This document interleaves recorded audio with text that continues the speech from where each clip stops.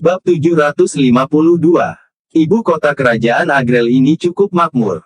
Wira belum pernah ke ibu kota kerajaan Nuala, tetapi keadaannya seharusnya tidak jauh berbeda. Wira, Danu, dan Mandra mulai berkeliling.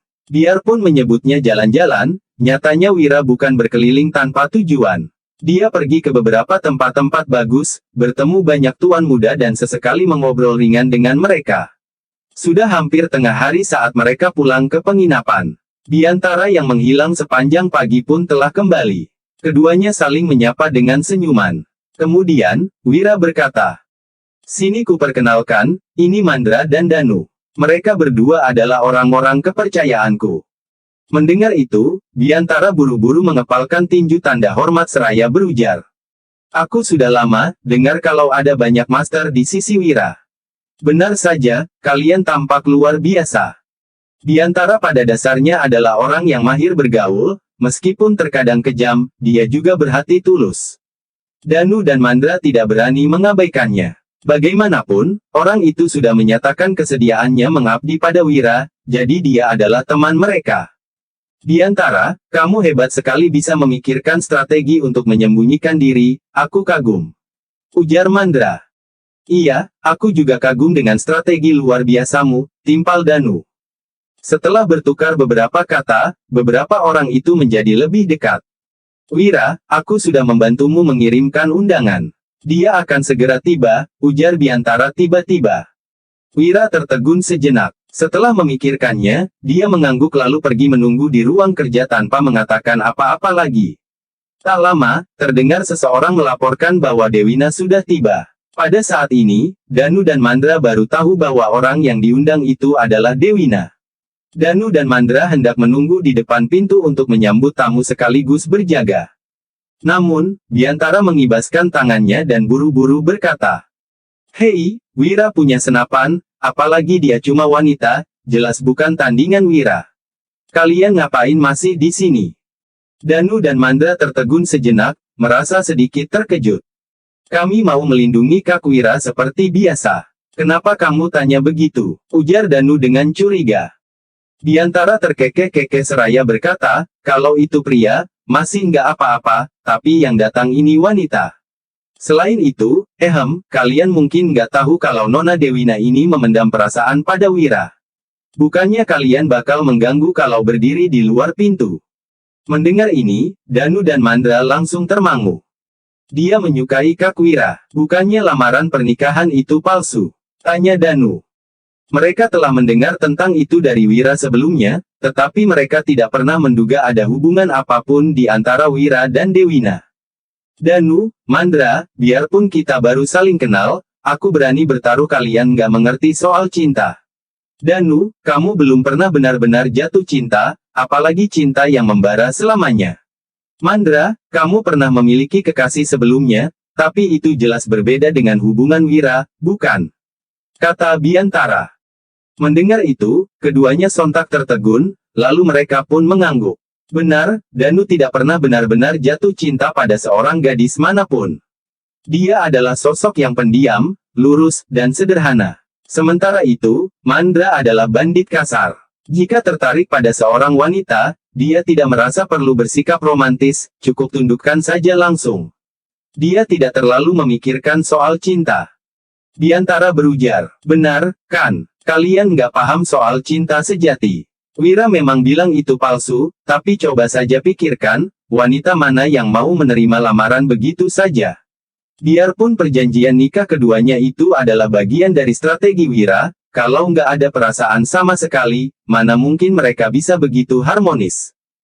Jadi, keduanya pasti saling menyukai, hanya saja mereka masing-masing belum mengutarakannya. Menurut kalian, kalau kalian berjaga di sini, apa mereka berdua berani mengungkapkannya?" tambah Biantara sambil tersenyum. Bab 753. Mendengar itu, Danu dan Mandra hanya bisa mengangguk. Ucapan Biantara memang masuk akal. "Tapi, Kak Wira sudah punya 2 istri," ujar Danu sambil mengerjap. Biantara segera mengibaskan tangannya dan berkata, "Wajar saja seorang pria memiliki beberapa istri. Apalagi, kalau orangnya itu Wira. Memangnya kalian nggak tahu ambisi Wira? Dewina juga wanita yang berpendidikan tinggi dan sangat cerdas. Dinilai dari kualifikasinya, dia bisa menjadi istri yang baik untuk Wira. Apa kalian tega menghalangi cinta mereka? Begitu kata-kata ini terlontar, Danu dan Mandra akhirnya mengangguk paham. Di antara kata-katamu ada benarnya, ujar Danu buru-buru. Iya, untung kamu bilang. Kalau enggak, kami enggak akan menyadarinya. Timpal Mandra. Yah, wajar kalau kalian berdua enggak kepikiran hal ini. Kedepannya, kalian harus lebih memperhatikannya. Oke, kita bicarakan masalah lainnya. Danu, Mandra, siapa di antara kalian berdua yang paling jago dalam berpedang? Fisik siapa yang lebih kuat? Tanya Biantara. Mandra langsung menjawab, kekuatan kami hampir setara, tapi dalam berpedang, Danu tentu lebih baik. Mendengar itu, Biantara sontak mengangguk, lalu berkata sambil tersenyum. Rupanya begitu. Danu, tolong tunjukkan kemampuanmu. Aku ingin meminta bantuanmu dalam suatu hal. Biantara ingin menguji kemampuan berpedang Danu. Dia tidak berharap keterampilan Danu sejajar dengan Gideon, tetapi setidaknya pria itu harus lebih baik dari dirinya sendiri. Oke, sahut Danu seraya mengangguk dan menghunus pedang panjangnya. Keduanya langsung bertarung bersama. Namun, hanya dalam waktu singkat, Biantara berhasil dikalahkan Danu. Kuat banget. Biarpun kamu nggak sehebat Gideon, tapi kekuatan tempurmu pasti masuk peringkat 10 besar di kerajaan Agrel. Ujar Biantara dengan semangat. Dia tidak menyangka Danu begitu kuat. Bagaimanapun, Danu adalah putra Hasan, orang yang mewarisi teknik seni bela diri Dirga. Dirga memiliki kekuatan tempur yang luar biasa dan merupakan master bela diri nomor 1 kerajaan Nuala. Dengan bakatnya memimpin pasukan, pengawal pribadinya tentu saja juga orang-orang pilihan terbaik. Tidak aneh jika Danu yang dibina oleh Hasan juga memiliki kemampuan yang luar biasa. Ujianmu berlebihan. Ngomong-ngomong, bantuan apa yang bisa kuberikan? Ujar Danu. Simpel saja sih, tapi setelah itu kamu nggak bisa menggunakan pedang untuk sementara. Seenggaknya, sebelum masalah beres, kamu nggak bisa menggunakannya. Nggak masalah, kan? Tanya Biantara. Danu mengangguk dan menjawab, nggak masalah. Selain pedang, aku juga mahir menggunakan senjata lainnya. Biantara mengangguk senang, lalu dia menoleh pada Mandra dan berkata, Mandra, aku juga membutuhkan bantuanmu. Mandra tertegun sejenak, tetapi tidak menolak. Katakan saja, ucapnya. Biantara berkata, kamu mungkin akan sedikit kesakitan. Mendengar itu, Mandra sedikit heran, tetapi dia tidak terlalu memikirkannya. Dia berujar. Nggak masalah, aku sudah melalui berbagai macam hal dan pernah menderita luka yang tak terhitung jumlahnya. Kesakitan sedikit bukanlah apa-apa, asal aku masih tetap hidup saja. Nggak seserius itu kok, paling-paling kamu bakal luka lecet. Ujar Biantara sambil mengibaskan tangannya. Oke, aku akan menjelaskannya pada kalian sekarang. Bab 754. Sementara Biantara menceritakan rencananya pada Danu dan Mandra, Dewina dan Wira juga sedang berbincang di ruang kerja. Wira, boleh aku tahu alasanmu mencariku? Jangan-jangan kamu mau menyatakan cinta? Iya, kata Dewina sambil tersenyum. Dia mengerucutkan bibirnya, lalu mulai terkekeh-kekeh. Bukan, ada masalah serius yang ingin kudiskusikan denganmu, sahut Wira buru-buru. Masalah serius. Ngomong-ngomong, kenapa hanya kita berdua di sini? Dulu, selalu ada 2 penjaga di depan pintumu, balas Dewina. Mendengar itu, Wira sontak tertegun. Dia bertanya-tanya apa yang sedang dilakukan Danu dan Mandra. Namun, setelah memikirkannya, dia langsung paham. Biantara seharusnya sudah bertindak sesuai rencana. Mereka sedang ada urusan. Aku memintamu ke sini karena aku ingin meminta bantuanmu, ungkap Wira tanpa basa-basi. Dewina seketika mengulum senyum dan berkata, Wira, katakan saja langsung kalau kamu punya perintah. Kurang pantas kalau kamu terlalu formal begitu. Bagaimanapun, kita berdua sudah bertunangan, kan? Dewina sangat suka menggoda Wira. Wira menghela napas, lalu berujar tanpa daya. Oke, kalau gitu anggap saja ini bukan permintaan tolong, tapi perintah. Iya, katakan saja padaku. Apapun perintahmu, aku akan melakukannya, jawab Dewina sambil tertawa. Wira mengerjap dan menghela napas, lalu berkata pada intinya. Besok, Gilang akan pergi ke restoran Sentosa, kamu dan aku juga akan ke sana. Nanti, cari kesempatan agar Gilang bertemu denganmu, lalu, bilang padanya kalau kamu nggak ingin menikah denganku atau semacamnya. Intinya, minta dia membantumu keluar dari penderitaan. Dewina tertegun sejenak, tapi dia langsung setuju. Oke, ini masalah kecil bagiku. Wira mengangguk, lalu melanjutkan, ada detail kecil lain yang ingin ku beritahukan. Besok, aku akan mengatur orang untuk menyerang Gilang, jadi jangan khawatir waktu kamu melihatnya, oke? Dewina menyanggupi. Baik, aku mengerti. Saat keluar nanti, kamu harus memasang wajah kurang senang, seolah-olah kamu baru saja menangis. Pura-puralah kamu baru disiksa olehku, kamu mengerti, kan? Tambah Wira. Mendengar ini, Dewina langsung tertawa, lalu berujar. Kamu menyiksaku. Tapi, kalau itu cuma pura-pura, aku khawatir aku nggak bisa menunjukkannya. Dewina tiba-tiba mengulum senyum. Ekspresi Wira tampak tidak berdaya, dia tidak bisa menahan diri untuk berkata, Nona Dewina, apa kamu benar-benar ingin aku menyiksamu? Dewina mengerjap, lalu menjawab, ya, nggak apa-apa. Bagaimanapun, aku sudah pernah bilang kalau kamu bisa melakukan apapun yang kamu inginkan. Wira memelototi wanita itu dengan kesal, lalu berkata dengan datar.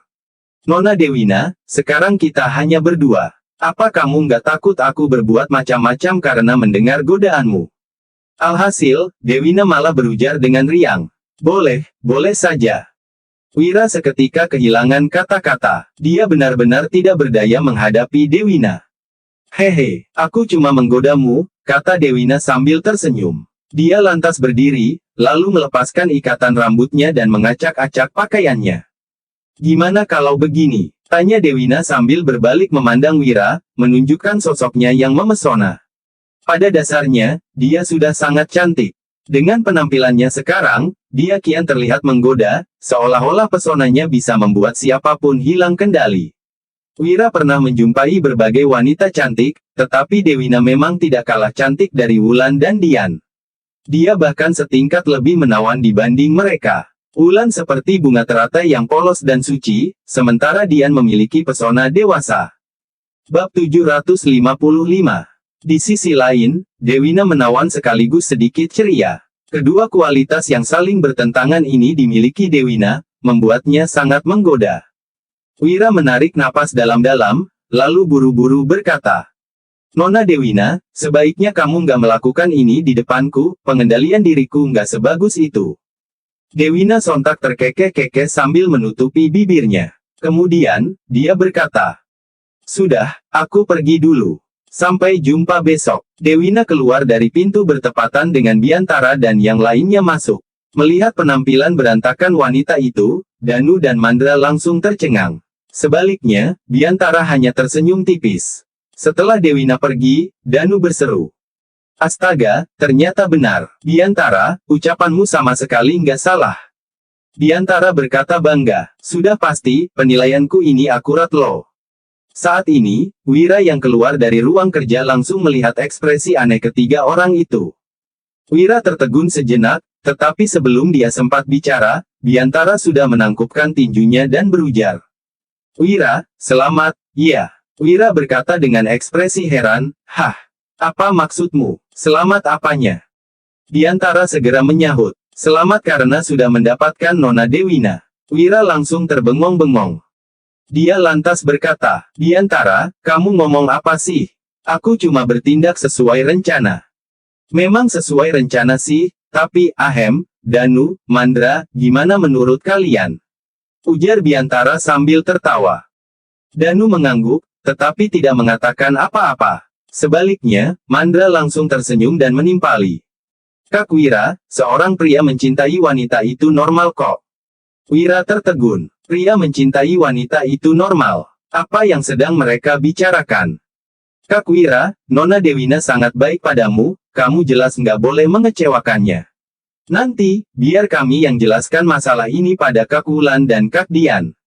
Sambung Mandra sambil menepuk dadanya. Dia terlihat sangat loyal pada Wira. Danu mengangguk dan menimpali. Kak Wulan dan Kak Dian pasti mengerti. Keduanya adalah orang yang pengertian. Wira termangu dengan mulut terbuka, merasa seolah-olah otaknya berhenti bekerja. Apa sih yang kalian katakan? Ujar Wira. Biantara berkata sambil tersenyum, Wira, masa kamu nggak ngerti? Kami sedang menyelamatimu. Wira mengernyit, beberapa saat kemudian dia baru mengerti maksud ketiga orang itu. Kalau cuma Biantara, itu masih nggak apa-apa. Tapi, kenapa kalian berdua juga ikut-ikutan bicara sembarangan? Hardik Wira pada Danu dan Mandra. Namun, ucapannya malah membuat mereka makin antusias. Hahaha, Wira malu tuh. Sudah, kita nggak usah bahas ini lagi, ujar Biantara, tiba-tiba tidak bisa menahan tawa. Wira berkata tanpa daya, ini nggak seperti yang kalian pikirkan. Sayangnya, tidak satupun dari ketiga orang itu yang mempercayai ucapannya. Terutama Danu dan Mandra, mereka semua melihat dengan jelas penampilan Dewina yang acak-acakan. Mana mungkin itu pura-pura. Wira pun tahu bahwa penjelasannya tidak akan berguna. Jadi, dia hanya melempar tatapan sengit ke arah Biantara, lalu berkata, aku sudah mengatur semuanya. Mandra, Danu, kalian nggak masalah, kan? Mendengar Wira beralih pada topik serius, Danu langsung mengangguk dan menyahut. Tenanglah, Kak Wira, aku nggak keberatan. Mandra juga berujar. Luka lecet nggak berarti apa-apa untukku. Kak Wira nggak perlu khawatir. Bab 756. Segala sesuatu sudah diatur dengan baik. Keesokan malam, Wira muncul di restoran Sentosa. Selain Wira, ada pula Dewina, Mandra, dan pelayan pribadi Dewina. Orang-orang ini memesan semeja berisi hidangan lezat di restoran Sentosa. Makan dulu, setelah itu baru bertindak, ujar Wira sambil terkekeh-kekeh. Dia pun mulai makan. Restoran Sentosa ini layak menyandang reputasi sebagai restoran terbaik di Kerajaan Agrel. Semua hidangannya benar-benar enak. Oke, sahut Dewina sambil tersenyum. Dia juga menyantap makanan dengan hati gembira. Pada saat itu, seseorang mengetuk pintu 2 kali dengan pelan. Wira tersenyum, lalu menatap Dewina seraya berkata, orangnya sudah datang, sekarang semua tergantung padamu. Dewina segera mengangguk, lalu melangkah keluar. Saat ini, Gilang datang bersama 2 anak buahnya untuk makan. Beberapa hari terakhir, dia selalu datang ke sini. Bukan karena dia sangat menyukai makanan di restoran Sentosa, tetapi karena dia tengah gundah. Ayahnya ingin memberontak, tetapi dia selalu merasa waktunya belum tepat. Kekhawatiran tak kunjung hilang dari dalam hatinya. Sambil menghela napas, Gilang berjalan menuju ruang pribadinya dengan tatapan cemas. Tepat pada saat itu, seorang wanita berjalan ke arahnya. Dia memandangnya sekilas, lalu tertegun. Nona Dewina, panggil Gilang. Dewina pun mendongak, memperlihatkan binar terkejut di matanya yang kemerahan. Tuan Gilang, rupanya kamu. Apa kamu datang untuk makan malam? Ujar Dewina, berpura-pura terkejut. Saat itu, Gilang baru menyadari mata Dewina yang sedikit merah, menunjukkan kondisi wanita itu yang tidak baik-baik saja. Kemarin, dia juga menerima laporan rahasia bahwa Dewina terlihat keluar dari penginapan dengan mata merah dan penampilan acak-acakan. Gilang terus mengawasi Wira, jadi dia tentu juga mengawasi situasi di penginapan. Meskipun jarang berkontak dengan Dewina, Gilang masih punya hubungan keluarga dengannya. Jika ditelusuri ke akarnya, mereka sama-sama memiliki darah ningrat. Saat melihat penampilan Dewina sekarang, dia langsung mengernyit dan berkata dengan raut muram. Kamu dan aku sama-sama keluarga kerajaan. Seharusnya kamu memanggilku Kak Gilang. Ngomong-ngomong, kenapa ekspresimu seperti ini? Apa Wira menyiksamu lagi? Dewina tertegun sejenak, lalu balik bertanya. Kak Gilang, gimana kamu bisa tahu? Tentu saja aku tahu. Bawahanku melihatmu keluar dari penginapan kemarin dan memberitahuku. Entah apa yang dipikirkan Ibu Suri. Bisa-bisanya dia menyuruhmu menikah dengan Wira. Ujar Gilang dengan ekspresi masam. Apa boleh buat, ini sudah takdirku. Sekarang, Wira adalah orang kepercayaan Ibu Suri, sementara aku nggak punya status di istana, jadi, ujar Dewina dengan nada sendu. Gilang langsung berkata dengan geram, mana boleh seorang bangsawan yang terhormat dihina orang asing dari kerajaan Nuala. Aku akan membantumu melampiaskan amarah. Usai berkata begitu, Gilang langsung melangkah menuju ruang pribadi Wira. Bab 757. Kak Gilang, sudahlah, lupakan saja. Bujuk Dewina buru-buru. Akan tetapi, Gilang sama sekali tidak mendengarkan. Dia langsung menendang pintu ruangan dan berseru marah. Wira, berani sekali kamu. Begitu masuk, Gilang langsung melihat Wira, yang tengah menyantap makanan dengan santai. Alhasil, amarahnya makin menggelegar. Melihat kedatangan Gilang, Wira langsung bertanya. Siapa kamu? Aku Gilang, putra Raja Ararya. Aku kepala eksekutor pasukan kerajaan Agrel. Jawab Gilang sambil mendengus dingin. Mendengar itu, Wira sontak tertawa, lalu berkata. Rupanya kamu kepala eksekutor yang baru dipromosikan itu. Aku benaran nggak mengerti kenapa Ibu Suri masih membiarkanmu memegang posisi ini. Ibu Suri terlalu baik hati. Seharusnya orang-orang dari kediaman Raja Ararya nggak boleh dibiarkan hidup. Ujar Wira tanpa belas kasihan. Ucapan itu membuat Gilang tidak bisa menahan amarahnya lagi. Dia menggebrak meja dan membentak. Apa kamu bilang? Kubunuh kamu. Mata Gilang berapi-api. Tadinya, dia ingin memarahi Wira dan menyuruhnya memperlakukan Dewina dengan lebih baik. Tak disangka, bajingan itu malah berani menghina kediaman Raja Ararya. Apa ada yang salah dengan ucapanku? Kalian, orang-orang dari kediaman Raja Ararya memang seharusnya mati. Kalian biasanya bersikap angkuh, tapi sekarang Biantara sudah mati. Di usiamu yang begitu muda, kamu nggak punya kualifikasi dan kecakapan yang memadai. Aku khawatir kamu nggak akan bisa mengendalikan pasukan kerajaan Agrel. Bocah, kusarankan kamu untuk menyerahkan kekuasaanmu, balas Wira. Setiap kata yang keluar dari bibir Wira terus membakar amarah Gilang. Bangsat, kamu cari mati. Serunya. Gilang tiba-tiba melayangkan serangan dengan geram. Namun, Mandra sontak berdiri dan balas meninju. Saat kedua tinju itu bertabrakan, Gilang segera mundur. Gilang menatap Mandra dengan kaget, lalu berkata. Pantas saja kamu sesombong itu, rupanya kamu dilindungi oleh seorang master bela diri. Hei, ini kerajaan Agrel, aku yang bertanggung jawab atas pasukan kerajaan Agrel. Hari ini, aku akan membuatmu menyaksikan kekuatanku. Usai berkata demikian, Gilang menyuruh anak buahnya untuk memanggil seseorang. Namun, sesosok bayangan gelap mendadak muncul dari jendela. Orang ini mengenakan pakaian hitam dan memegang pedang. Dia menyerbu masuk dan langsung menerjang ke arah Gilang dengan niat membunuh. Gerakannya yang begitu cepat mengejutkan Gilang. Dia tidak menyangka ada orang yang berani datang untuk membunuhnya.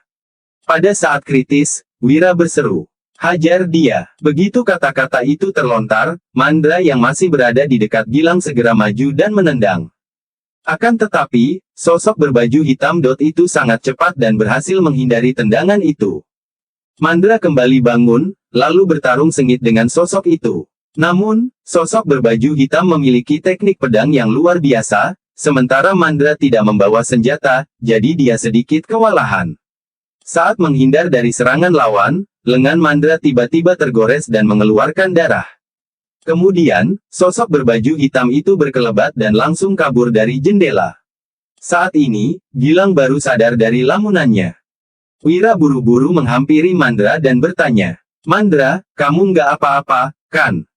Mandra menggeleng seraya menyahut, hanya luka lecet, bukan masalah besar. Tapi, teknik pedang orang itu hebat sekali, dia kuat banget. Mendengar ini, Wira langsung melirik Gilang dan mencibir. Katanya, sepertinya orang kediaman Raja Ararya sudah menyinggung banyak orang. Bocah, aku sudah menyelamatkanmu hari ini, gimana kamu mau membalasku? Wajah Gilang teramat masam, tetapi dia harus mengakui bahwa anak buah Wira memang menyelamatkan nyawanya. Dia berujar. Terima kasih atas budimu, aku pasti akan membalasnya di masa depan. Mendengar ini, Wira mengibaskan tangannya dan membalas. Nggak perlu membalas budiku. Aku hanya menolongmu karena mengingat Ibu Suri yang masih menghargai dan ingin merekrut orang-orang kediaman Raja Ararya. Kemudian, Wira bangkit dan menggamit tangan Dewina seraya berkata. Acara makan malam ini sudah rusak, ayo kita pulang saja. Saat ini, Gilang menarik napas dalam-dalam dan berkata. Wira, biarpun kamu menyelamatkanku, aku tetap harus memperingatkanmu. Dewina ini kerabatku, sebaiknya kamu memperlakukannya dengan baik. Kalau enggak, aku enggak akan mengampunimu. Kenapa orang-orang dari kediaman Raja Ararya begitu suka mencampuri urusan orang lain sih? Ujar Wira sambil tertawa. Bab 758. Wira melirik Gilang. Nyawa orang ini baru saja terancam, tetapi dia masih sempat-sempatnya memperingatkannya. Namun, Wira memang sengaja bersikap seperti ini. Jika tidak, rencananya tidak akan berhasil. Mandra terluka saat Wira juga ada di sana, ini adalah bukti terbaik. Tidak peduli seberapa pintar Raja Ararya, dia tidak akan pernah bisa menebak strateginya. Gilang, aku akan mengingat pesanmu. Tenanglah, aku akan memperlakukannya dengan baik, ujar Wira. Kemudian, Wira langsung pergi bersama orang-orangnya. Gilang menarik napas dalam-dalam. Saat melihat kaca jendela yang pecah, dia tidak bisa menyembunyikan amarahnya. Tuan, siapa orang yang berencana membunuhmu malam-malam begini? Salah satu pengawal Gilang bertanya dengan ekspresi terkejut di wajahnya. Mendengar ini, Gilang sontak mendengus, lalu berkata dengan raut dingin. Siapa lagi? Selain dia, aku nggak kepikiran orang lainnya. Gilang kembali ke kediaman Raja Ararya dengan marah, lalu menceritakan segala yang terjadi kepada ayahnya. Raja Ararya terkejut mendengarnya. Apa katamu? Kamu bertemu pendekar pedang yang mencoba membunuhmu saat kamu kebetulan bersama Wira? Tanya Raja Ararya dengan syok. Iya, aku berjumpa dengan Dewina dan Wira di restoran Sentosa hari ini. Dewina sepertinya disiksa Wira, lalu aku pergi marah-marah pada Wira. Tak tahunya, seorang pembunuh tiba-tiba menyerbu masuk. Orang itu kuat sekali. Untungnya, pengawal Wira sangat cakap dan menyelamatkanku, tapi dia juga terluka, jawab Gilang, memperjelas duduk perkaranya. Raja Ararya menyipitkan matanya dan berujar. Wira menyelamatkanmu. Logikanya, dia nggak seharusnya menyelamatkanmu. Kalau kamu mati, itu akan menjadi pukulan besar bagi kediaman kita. Dia orangnya Ibu Suri, kenapa dia malah menyelamatkanmu? Saat ayahnya keheranan, Gilang kembali melanjutkan dengan nada bingung. Wira bilang, dia nggak ingin menyelamatkanku, tapi dia berkata kalau Ibu Suri masih ingin merekrut orang-orang kediaman Raja Ararya. Wira bahkan bilang kalau dia jadi penguasa, dia nggak mungkin membiarkan kediaman Raja Ararya bertahan. Raja Ararya kembali memicingkan matanya dan berujar. Ibu Suri masih ingin merekrutku. Selama ini, kebebasannya dibatasi karena campur tanganku. Apa benar dia bisa mengesampingkan dendamnya dan merekrutku? Ayah, jangan pikirkan masalah Ibu Suri dulu. Apa ayah tahu siapa yang berniat membunuhku? Tanya Gilang.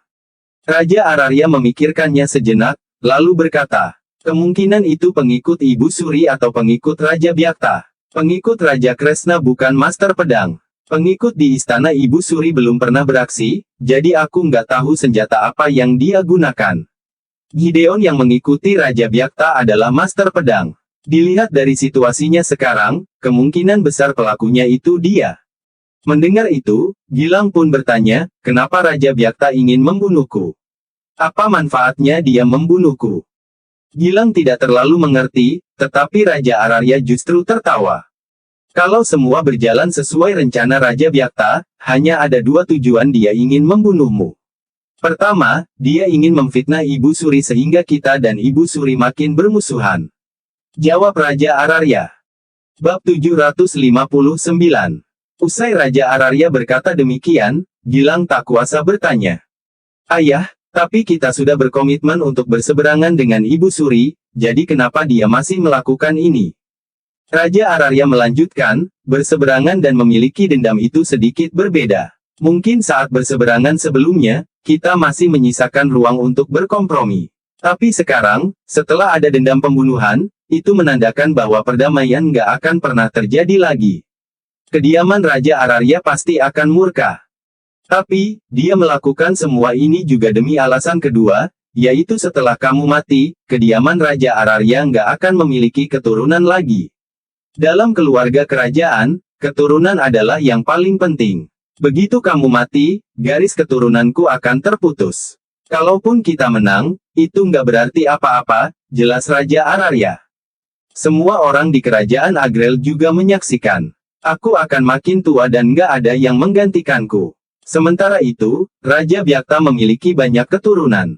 Masa depan kerajaan pasti berada di tangannya. Orang-orang berbakat juga akan berpihak padanya. Nggak ada orang yang akan membantu keluarga kerajaan yang sudah runtuh. Apa kamu mengerti? Tanya Raja Ararya. Setelah mendengar perkataan ayahnya, Gilang pun mengangguk berulang kali. Perkataan ayahnya memang benar. Jika dia mati, Raja Ararya benar-benar tidak akan memiliki pengganti yang bisa diandalkan. Pada saat itu, semuanya akan berakhir. Raja Byakta benar-benar telah merencanakannya dengan baik. Saat ini, Gilang tak kuasa bertanya. Ayah, bagaimana kalau dalangnya adalah Ibu Suri? Raja Ararya pun menjawab, kalau Ibu Suri, itu jelas nggak mungkin. Kalau ingin membunuhmu, dia akan melakukannya secara langsung. Untuk apa dia membiarkan Wira menyelamatkanmu? Apalagi, hari ini kamu pergi ke restoran Sentosa hanya untuk makan. Sementara itu, memang sudah ada masalah antara Wira dan Dewina. Bukannya hari itu Dewina keluar dari penginapan dengan pakaian acak-acakan? Tanya Raja Ararya.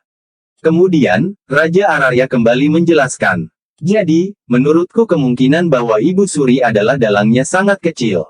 Kalaupun benar-benar ingin membunuh kita secara diam-diam, dia pasti sudah melakukannya. Itu menandakan bahwa Ibu Suri sebenarnya nggak ingin membunuh kita. Kalau ingin melakukannya, dia nggak akan memberikan kita kekuasaan. Raja Ararya melanjutkan, bagaimanapun, setelah kakakku dijemput ajal, dia meninggalkan wilayah kekuasaan kepada masing-masing dari kami. Setelah itu, kami pun memerintah di wilayah sendiri dan nggak tinggal di istana. Tapi, Ibu Suri yang membiarkan kami menetap dan memberikan tanggung jawab yang besar. Raja Ararya merenungkan masa lalu dan tiba-tiba menjadi emosional. Dia tidak pernah melupakan peristiwa ini. Ayah, maksudmu, Ibu Suri, benar-benar ingin mendekati kita? Tanya Gilang seraya menghela napas dalam-dalam. Sorot matanya memancarkan keterkejutan. Tentu saja, kediaman Raja Ararya adalah salah satu garis keturunan terkuat di antara keempat keluarga kerajaan. Meskipun saat ini kerajaan Agrel bukan lagi sepenuhnya milik kediaman Raja Ararya, kita tetap menjadi pemimpin di antara keempat raja. Kekuatan kita tetap sangat kokoh, jadi dia pasti tertarik. Jawab Raja Ararya perlahan. Mendengar penjelasan ayahnya, Gilang berbicara dengan ekspresi yang suram. Ayah, jadi bagaimana kita harus menangani masalah ini? Raja Byakta ingin membunuhku, ini. Raja Ararya juga menunjukkan ekspresi yang suram, bahkan lebih buruk. Dia pun menjawab. Masalah ini, tentu nggak bisa dibiarkan begitu saja. Kini, ekspresinya benar-benar muram dan amarahnya membeludak dalam hati. Bagaimana mungkin dia tidak marah ketika Raja Byakta mencoba membunuh anaknya? Akan tetapi, lantaran sudah seperti ini, Raja Ararya pun merenungkan apakah dia perlu membatalkan rencananya.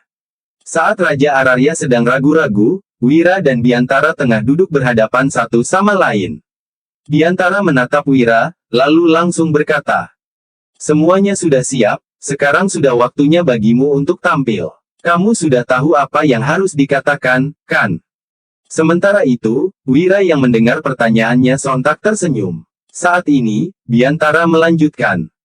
Kamu hanya perlu mencoba membujuknya untuk mendukung Ibu Suri. Rencana untuk membunuh anaknya memang nggak berhasil, tapi bagaimana mungkin dia nggak membalas dendam ini? Bab 760. Wira tersenyum sambil menggelengkan kepala. Melihat reaksi seperti ini, Biantara tertegun sejenak dan tampak bingung. Itu sebabnya, dia bertanya. Kenapa? Apa perkataanku salah? Wira mengangguk sembari menjawab, benar, tapi nggak sepenuhnya benar juga. Biantara pun makin kebingungan. Dia segera bertanya. Apa maksudnya? Wira menjelaskan. Sangat sederhana. Kalau aku mencoba membujuknya untuk mendukung Ibu Suri, dia pasti akan merasa kesal. Bagaimanapun, dia adalah Raja Ararya. Dia adalah orang yang sangat angkuh sehingga nggak akan mudah diajak berkompromi. Pada saat ini, Biantara tak kuasa bertanya. Jadi, apa yang akan kamu katakan? Jangan khawatir, pasti ada jalan keluarnya. Usai mengatakan itu, Wira pun menguap dan melihat jam sekilas. Ini sudah waktunya dia pergi. Dengan diantar di belakang, Wira pun menaiki kuda dan langsung menuju kediaman Raja Ararya.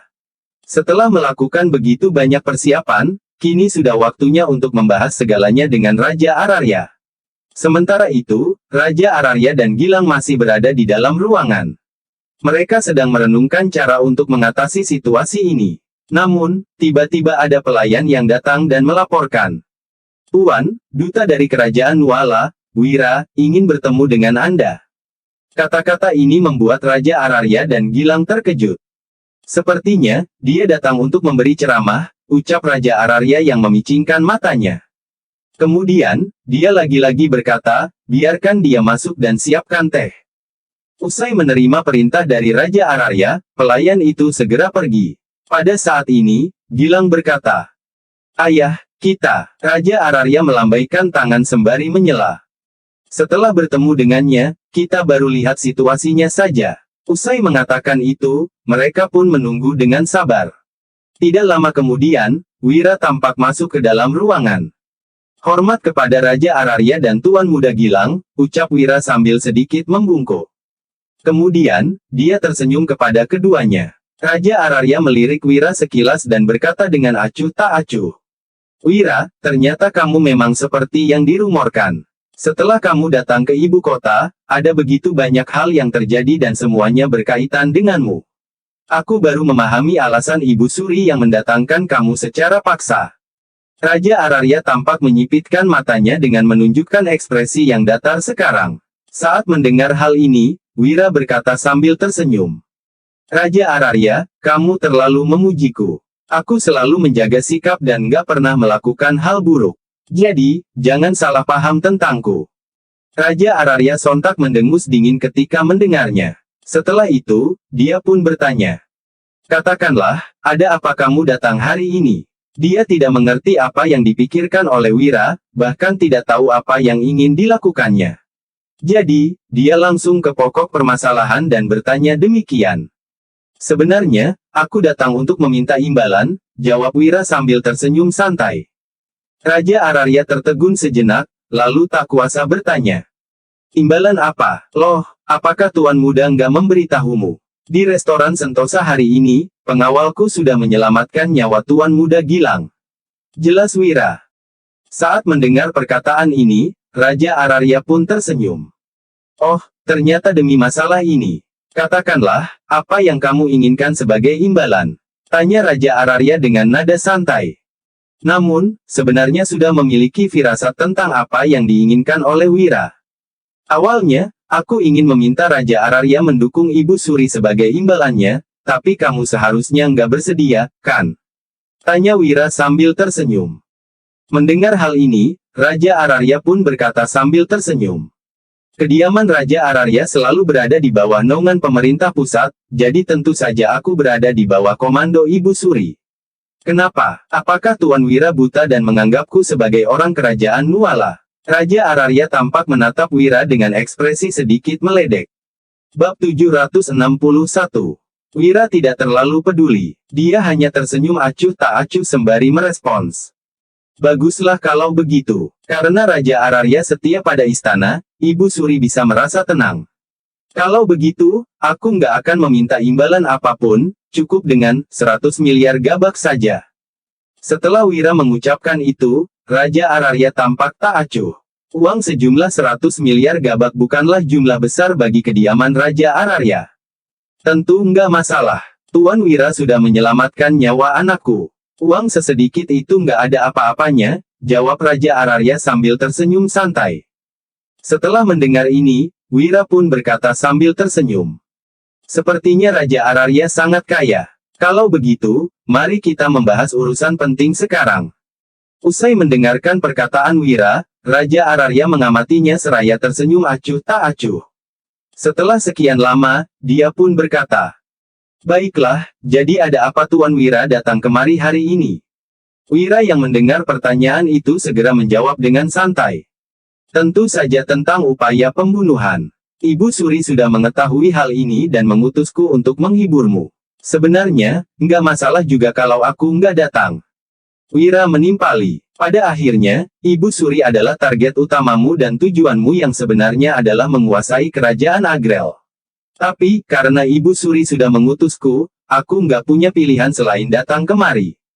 Setelah mendengar perkataan Wira, Raja Ararya pun memicingkan mata sembari berkata, "Oh, iya, kalau begitu, tolong sampaikan terima kasihku kepada Ibu Suri." Raja Ararya tidak banyak berbicara. Dia memahami prinsip bahwa bicara terlalu banyak bisa berakibat buruk. Selain itu, dia juga belum mengetahui maksud kedatangan Wira. "Raja Ararya, tolong dengarkan aku dulu. Ibu Suri memang memiliki niat seperti itu, tapi aku memahamimu. Dendam kecil seperti ini bukan apa-apa. Kamu dan Raja Byakta tetap akan menjadi saudara yang akrab, kan?" Ucapan Wira ini sebenarnya mengandung sindiran. Raja Byakta bahkan sudah ingin membunuh putranya. Jika Raja Ararya masih menganggapnya sebagai saudara, itu baru memalukan dan dia benar-benar akan kehilangan harga diri. Sebenarnya, Wira mengucapkan kata-kata ini untuk memprovokasi Raja Ararya. "Wira, ini bisa jadi adalah tindakan Ibu Suri. Kamu jangan mencoba mengadu domba kami," ucap Raja Ararya lagi sembari memicingkan mata. Wira pun melirik ke arah pria tua licik ini. Raja Ararya benar-benar cerdas. Wira sudah berbicara begitu banyak, tetapi dia tetap tenang. Jelas, dia sedang mencari tahu niat Wira yang sebenarnya. Wira hanya berkata, "Raja Ararya, terserah apa yang mau kamu katakan. Tapi, aku datang kemari bukan untuk membujukmu agar tunduk kepada Ibu Suri. Perkataanku barusan juga hanya candaan. Sebenarnya, aku sangat berharap terjadi kekacauan di dalam kerajaan Agrel. Dengan begitu, sebagai seorang duta, aku bisa dianggap meraih prestasi besar, kan?" Setelah Wira mengucapkan kata-kata ini, Raja Ararya tiba-tiba berkata sambil tersenyum. "Wira, apa kamu tahu apa yang sedang kamu katakan? Apa kamu nggak takut dibunuh olehku?" Wira yang mendengar perkataannya segera menggeleng, lalu berkata sambil tersenyum dingin. "Raja Ararya, aku hanya bicara apa adanya. Menurutmu, siapa yang akan mendapat manfaat terbesar kalau terjadi kekacauan di kerajaan Agrel? Bahkan anak kecil pun tahu jawabannya, kan?" Perkataan ini membuat ekspresi Raja Ararya tampak suram. "Raja Ararya, karena kita sudah membahas sampai pada titik ini, aku akan memberitahumu yang sebenarnya. Kalaupun kalian benar-benar menguasai kerajaan Agrel, apakah kamu sungguh bisa menjadi penguasa sejati? Kita nggak usah membahas soal yang lain. Di antara keempat raja, Raja Byakta adalah penghalang terbesar bagimu." Jelas Wira. Setelah itu, Wira menimpali. "Hari ini, dia mencoba untuk membunuh anakmu. Apa kamu masih nggak mengerti? Apabila garis keturunan Raja Byakta terputus, kalaupun kamu memperoleh kendali atas kerajaan Agrel, apa gunanya? Kamu nggak akan memiliki dukungan publik. Terlebih, dari situasi saat ini, orang yang paling mungkin untuk merebut tahta bukanlah dirimu, melainkan Raja Byakta." Kata-kata ini membuat ekspresi Raja Ararya menjadi makin suram. Perkataan Wira benar, dia memang tergesa-gesa seperti ini karena merasa tidak bisa menunggu lagi. Kekuatannya sudah tidak sebanding dengan sebelumnya, bahkan kian melemah. Raja Ararya hanya memiliki hak untuk membahas tentang pembagian wilayah dengan Raja Byakta pada saat ini. Apabila menunggu lebih lama, dia mungkin tak akan memiliki kemampuan itu lagi. Bab 762. Raja Ararya memahami situasinya dengan baik, jadi dia tidak membalas perkataan Wira. Sebaliknya, dia tersenyum dan bertanya dengan santai. "Karena Tuan Wira mengatakannya dengan begitu jelas, bagaimana kalau kamu memberiku petunjuk? Aku cukup penasaran." Saat mengatakan hal itu, Raja Ararya tampak tersenyum. Wira memandang pria tua ini dengan heran, dia memang adalah orang yang licik. Dia lagi-lagi menempatkan Wira dalam keadaan sulit.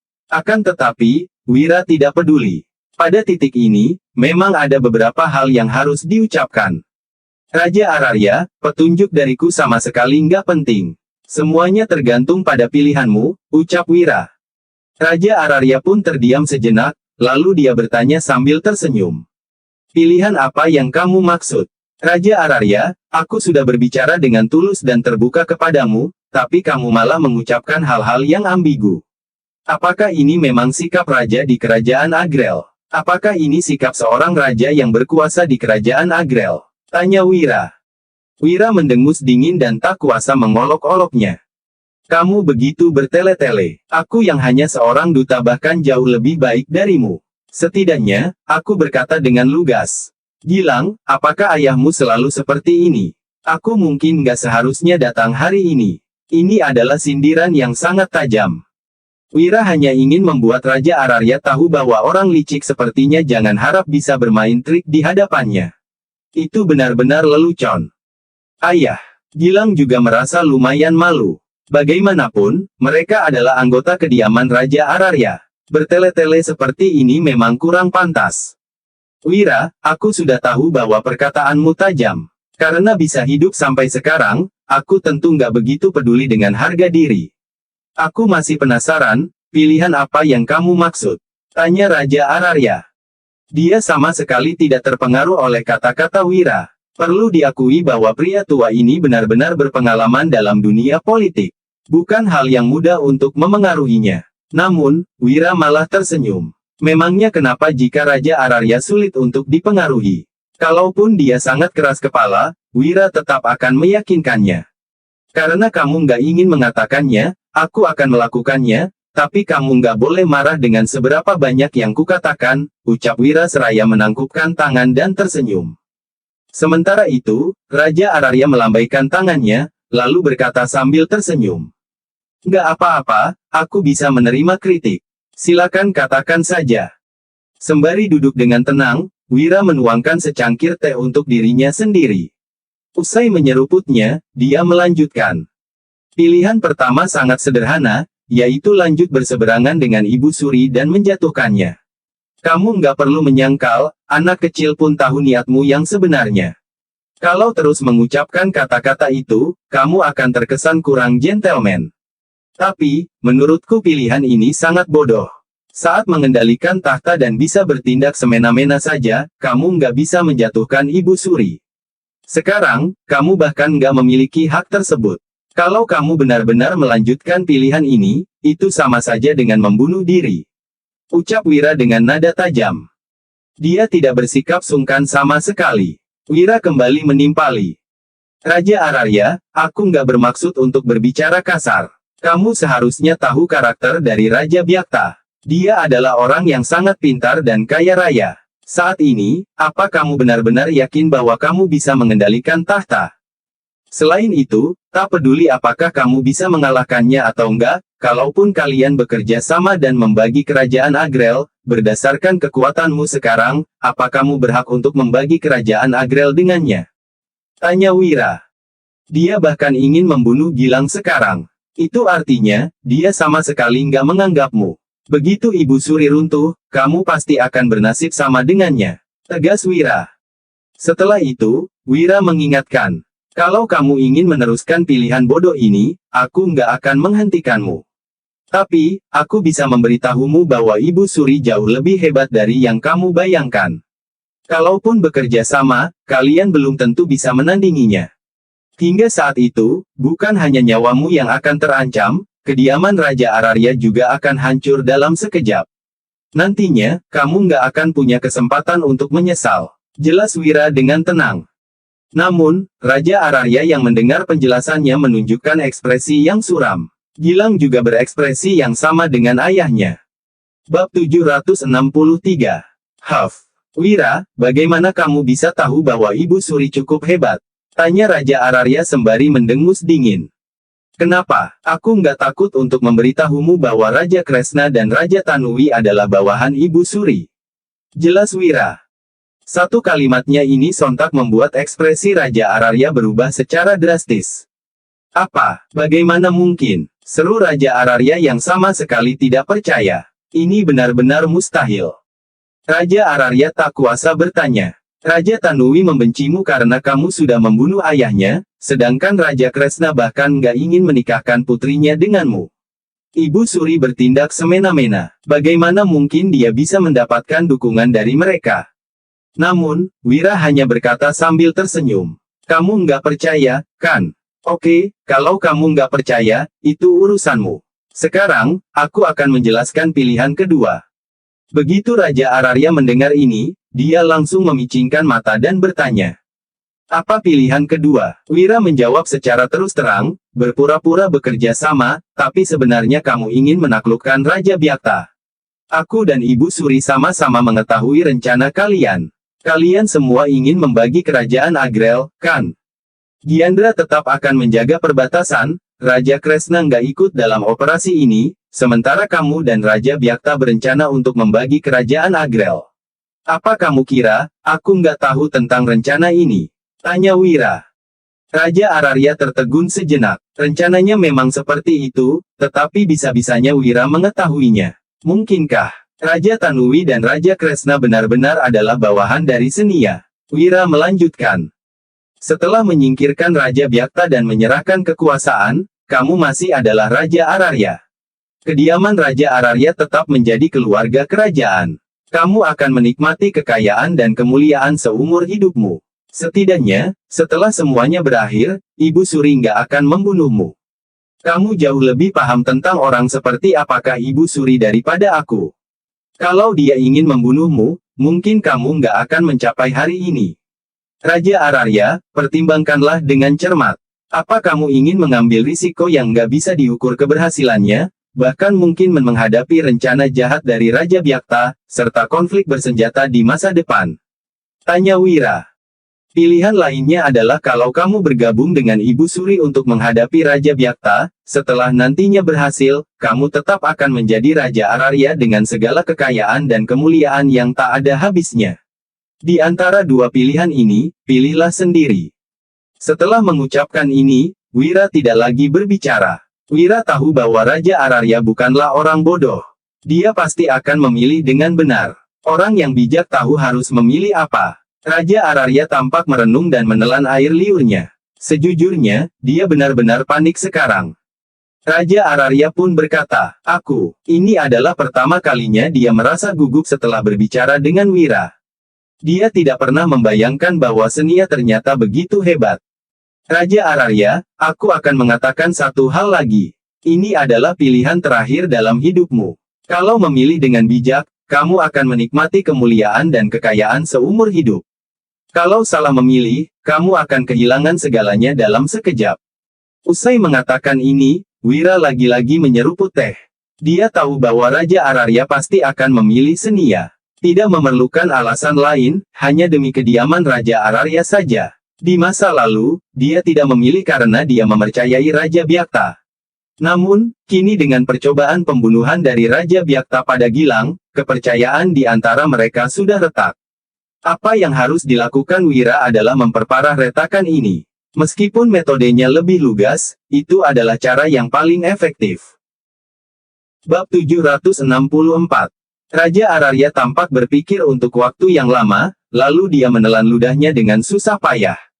Wira hanya tersenyum. Setelah mengetahui bahwa Raja Ararya sudah membuat pilihan, dia langsung berdiri.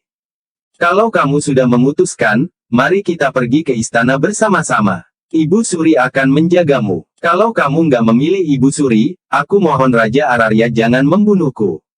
Bagaimanapun, aku sudah menyelamatkan nyawa putramu. Anggap saja aku meminta imbalan berupa pengampunan nyawa. Seharusnya kamu mengizinkan, kan? Tanya Wira sambil tersenyum. Kemudian, Raja Ararya pun menarik napas dalam-dalam dan berkata sambil mengangguk. Aku akan pergi bersamamu ke istana. Setelah mendengar kata-kata itu, Wira sontak tersenyum. Sementara itu, Senia telah menyiapkan teh dan menunggu di dalam istana. Di depannya, ada Raja Kresna dan Giandra. Keduanya juga sedang menunggu. Pada saat ini, Giandra bertanya dengan khawatir. Yang mulia, apakah Wira akan berhasil? Aku percaya dengan Wira, jawab Senia sambil tersenyum. Dia memang sangat percaya pada Wira. Raja Kresna juga mengangguk. Setelah melakukan begitu banyak hal, dia yakin bahwa Raja Ararya pasti akan terjebak. Tepat pada saat ini, ada pelayan yang melapor. Yang mulia, Wira dan Raja Ararya telah memasuki istana. Setelah mendengar kabar tersebut, ketiga orang itu sontak tersenyum. Tidak lama kemudian, Wira memasuki ruang kerja Senia, diikuti oleh Raja Ararya dan Gilang. Setelah memasuki ruangan, Raja Ararya sangat terkejut ketika melihat Raja Tanui dan Raja Kresna. Dia pun berkata, "Kalian berdua, ternyata memang." Dia benar-benar terkejut ketika melihat pemandangan ini. Keduanya tidak berkata apa-apa, sementara itu Senia malah memandang Raja Ararya dan berkata, Raja Ararya, bagaimanapun kamu adalah adik iparku karena mendiang kaisar adalah kakak pertamamu. Selama bertahun-tahun, aku selalu mempertimbangkan hubungan ini sehingga nggak melakukan apapun terhadapmu. Tapi, tindakan kalian benar-benar membuatku sangat sedih. Kata-kata wanita itu sontak membuat Raja Ararya ketakutan hingga berlutut di lantai, lalu dia berkata, "Yang mulia, hamba sangat bersalah." Senia berkata sambil tersenyum. Tapi semua ini sudah berlalu. Aku sangat senang karena kamu memilih untuk berpihak padaku sekarang. Mendiang kaisar pasti akan senang melihatnya. Perkataan ini benar-benar menaklukkan Raja Ararya. Rasa penyesalan pun muncul dalam hatinya. Kemudian, segala sesuatu berjalan dengan lancar. Dengan adanya tekanan dari ketiga raja ini, sehebat apapun Raja Byakta, memangnya apa yang bisa dia lakukan? Wira tidak lanjut mendengarkan lagi. Sebab, pada titik ini, dia sama sekali tidak perlu ikut campur. Senia pasti tahu apa yang harus dilakukan. Semuanya sudah beres. Beberapa hari lagi, aku sudah bisa kembali, ucap Wira. Dia sangat merindukan kerajaan Nuala, terutama dengan kedua wanitanya. Dengan persatuan ketiga raja, Raja Byakta tak akan berdaya. Dia mungkin mengira bahwa ketiga raja itu tidak akan berani menantangnya. Akan tetapi, hari pengkhianatannya justru menjadi hari kematiannya. Raja Byakta langsung dieksekusi. Anggota kediaman Raja Byakta juga dihukum bersama. Sejak saat itu, tidak ada lagi Raja Byakta di kerajaan Agrel. Dengan segala sesuatu yang telah terjadi, kerajaan Agrel telah mencapai puncak kemakmurannya. Di dalam rumah, Gilang berkata dengan gembira. Ibu Suri sangat senang. Besok, istana akan mengadakan pesta besar, pastikan kamu hadir. Kini, bocah tersebut malah sering datang ke tempat tinggal Wira. Berdasarkan perkataan ayahnya, Wira bukanlah orang biasa. Apabila sering berinteraksi dengannya dan belajar tentang banyak hal, Gilang pasti mampu berpijak pada kakinya sendiri. Itu sebabnya, bocah ini menjadi sering mengunjunginya. Wira hanya menjawab sambil tersenyum. Baiklah, tenang saja. Setelah pesta besok, semua urusan mungkin juga telah berakhir. Bab 765.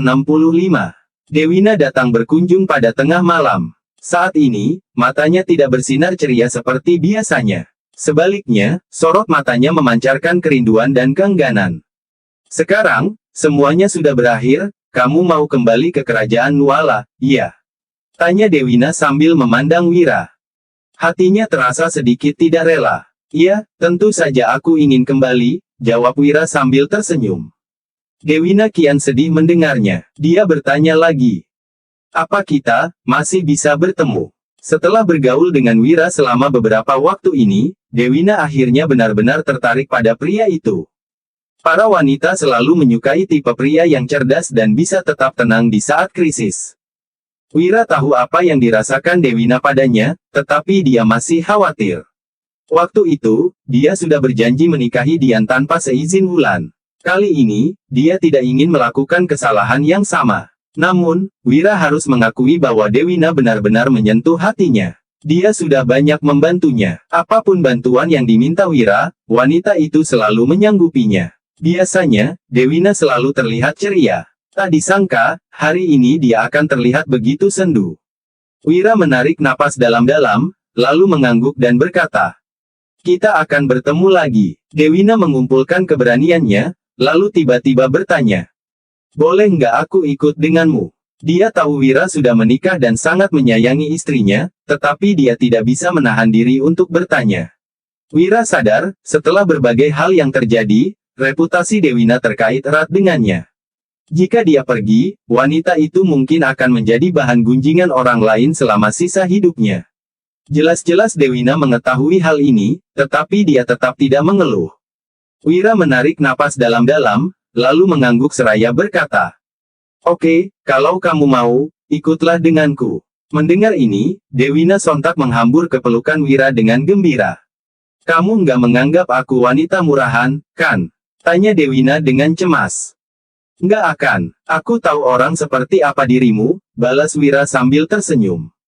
Wira tidak sedang berbohong, melainkan jujur dari lubuk hatinya. Dewina memperlakukannya dengan begitu baik.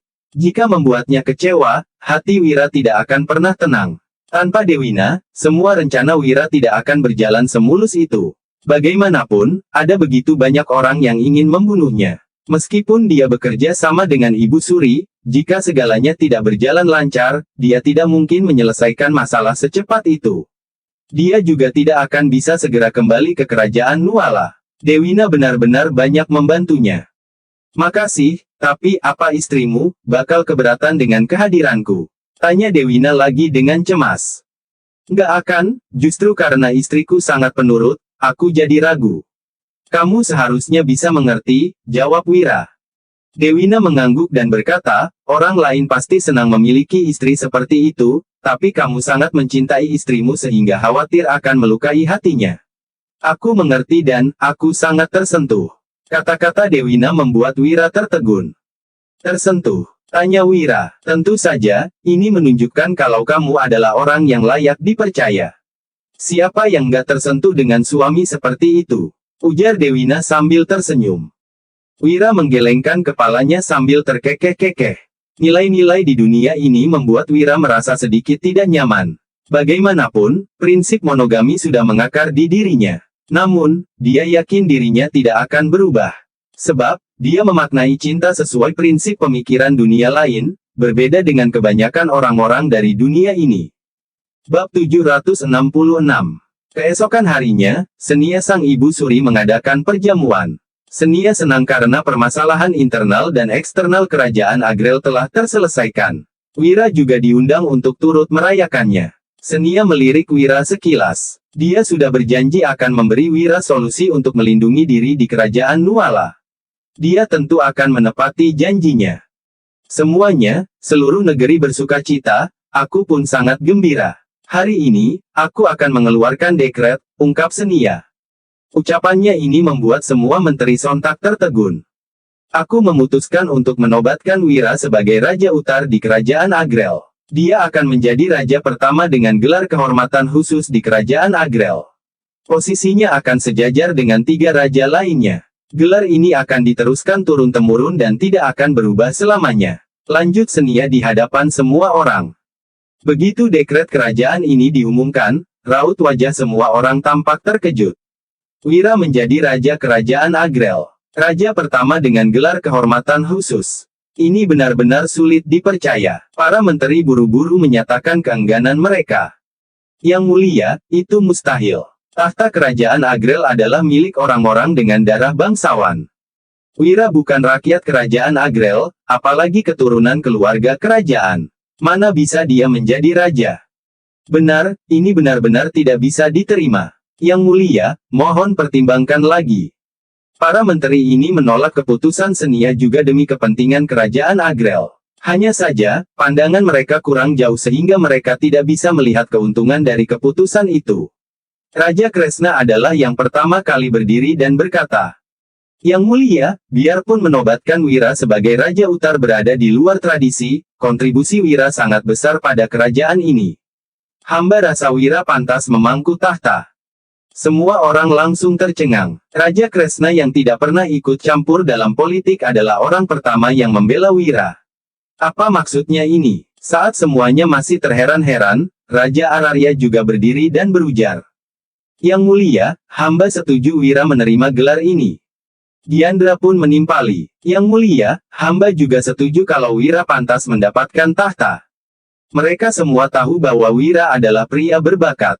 Sungguh suatu anugerah jika orang itu bisa tinggal di kerajaan Agrel. Namun, jika Wira meninggalkan kerajaan Agrel, setidaknya dia punya kesempatan untuk kembali dengan memiliki status sebagai raja.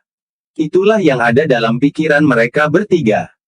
Senia juga sependapat. Tentu saja, prioritas utamanya adalah memberikan Wira status tinggi agar orang-orang di kerajaan Nuala tidak berani macam-macam pada pria itu. Baik, karena ketiga raja sudah setuju, mulai sekarang Wira akan menjadi Raja Utar dari kerajaan Agrel. Dia akan menjadi bagian penting kerajaan Agrel. Siapapun yang mencelakainya tidak akan diampuni kerajaan Agrel. Umum Senia lagi. Ucapan ini tidak ditujukan pada orang-orang di sana, melainkan untuk orang-orang kerajaan Nuala dan berbagai kerajaan lainnya. Inilah cara Senia melindungi Wira. Dia ingin menggunakan segenap kekuatan kerajaan Agrel untuk mendukung dan melindungi Wira. Wira tidak menyangka Senia akan melakukan ini.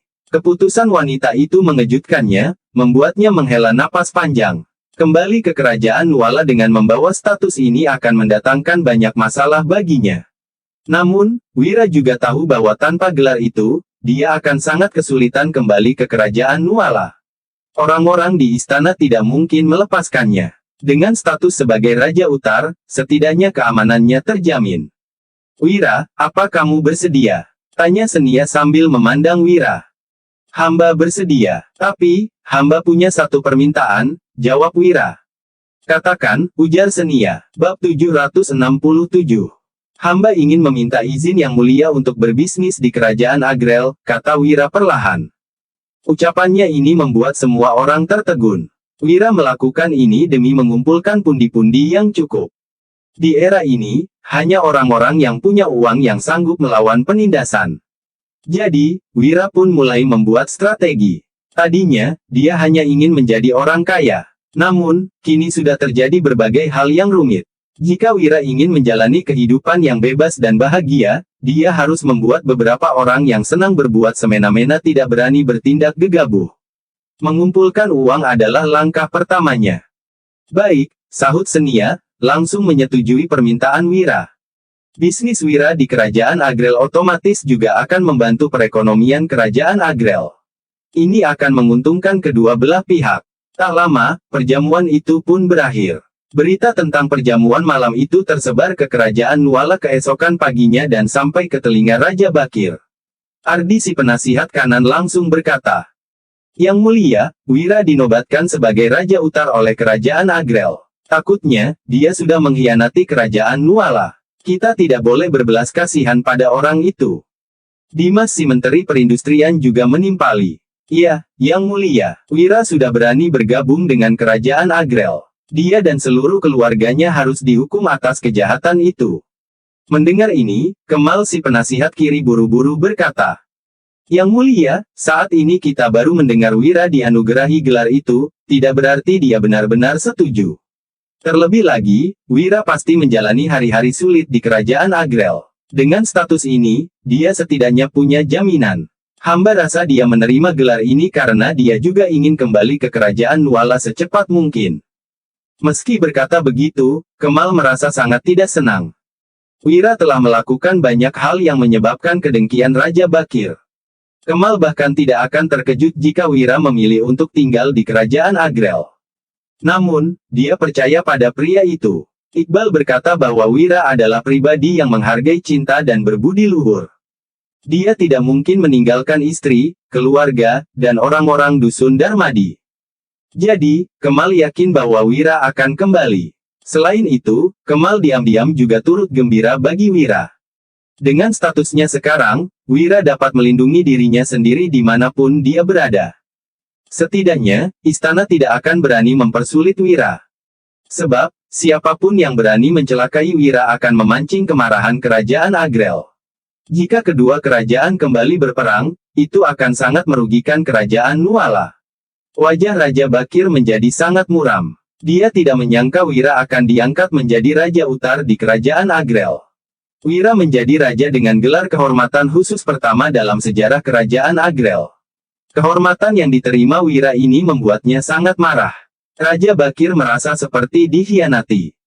Cukup, dengan menjadi Raja Utar, Wira sudah mengkhianati kerajaan Nuala. Nggak peduli sebagus apa penjelasan kalian, itu nggak akan berguna. Sampaikan dekretku, seru Raja Bakir. Kemal menjadi sangat cemas dan buru-buru berkata, Yang mulia, tolong jangan melakukan ini. Masalah ini hanya rumor dan belum dikonfirmasi kebenarannya. Selain itu, biarpun Wira diberi gelar raja, belum tentu dia benar-benar membelot ke kerajaan Agrel. Mungkin itu hanya strategi Wira. Hamba rasa, Yang mulia lebih baik menunggu keputusan Wira. Mendengar ini, ekspresi Raja Bakir menjadi sangat masam. Dia ingin memerintahkan orang untuk melenyapkan Wira dan seluruh keluarganya sekarang juga. Setiap orang yang berada di pihak Wira harus ditundukkan. Namun, Raja Bakir tidak bisa mengabaikan ucapan Kemal. Dia tahu bahwa Kemal dan sekutunya berusaha melindungi Wira. Kali ini, dia ingin melihat apa yang sanggup dilakukan orang-orang ini untuk Wira. Jika ada orang yang melanggar batasan, Raja Bakir tidak peduli meski ibu kotanya akan digenangi darah. Baiklah, aku akan menunggu. Kuharap Wira nggak mengecewakanku, tandas Raja Bakir. Setelah mengatakan itu, dia langsung pergi dengan raut muram. Di saat yang sama, berita tentang Wira yang diangkat menjadi raja oleh kerajaan Agrel juga sampai ke telinga banyak orang di kerajaan Nuala. Putro, Iqbal, Yuda dan lainnya juga mengetahuinya. Mereka terkejut sekaligus cemas. Bagaimanapun, mereka paling tahu orang seperti apa Raja Bakir itu. Bab 768. Wira tidak mengetahui pergolakan di kerajaan Nuala. Saat ini, dia sedang sibuk mengatur bisnisnya di kerajaan Agrel. Menghasilkan uang adalah hal yang terpenting. Dengan dukungan keluarga kerajaan, segala sesuatunya menjadi mudah. Wira mendirikan bisnis di kerajaan Agrel dan menamainya Toko Sederhana. Nama ini akan digunakan untuk berbisnis di kerajaan Agrel. Wira tidak akan menyerahkan teknologinya kepada kerajaan Agrel, melainkan berencana membentuk saluran bisnis. Bagaimanapun, masih ada hubungan bisnis antara kerajaan Nuala dan kerajaan Agrel. Sebagai Raja Utar, Wira bertanggung jawab atas Toko Sederhana secara keseluruhan. Namun, toko di ibu kota akan dikendalikan oleh Raja Kresna secara pribadi. Wira cukup tenang dengan pengaturan ini. Usai mengurus beberapa hal, Wira dilanda kerinduan untuk pulang. Dia mempersiapkan segala sesuatunya dengan baik, lalu memimpin orang-orangnya kembali ke kerajaan Nuala. Hati-hati di jalan, 3 raja datang secara pribadi untuk mengantar Wira pergi. Bahkan, Senia juga mengutus seseorang untuk mengantarnya. Meskipun mereka bukan orang kerajaan Nuala, Wira cukup dekat dengan mereka setelah beberapa lama bergaul bersama. Dia lumayan tersentuh melihat begitu banyak orang datang mengantarnya.